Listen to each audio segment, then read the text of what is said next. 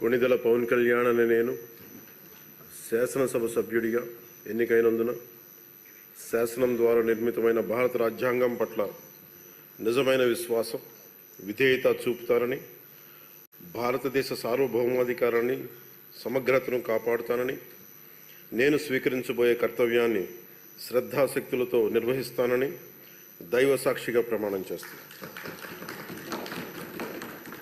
ఆంధ్రప్రదేశ్ శాసనసభ సభ్యుడైన కొణిదెల పవన్ కళ్యాణ్ అనే నేను సభా నియమాలకు కట్టుబడి ఉంటానని, వాటిని అనుసరిస్తానని, సభా మర్యాదలను పాటిస్తానని, సాంప్రదాయాలను గౌరవిస్తానని దైవ సాక్షిగా ప్రమాణం చేస్తున్నాను.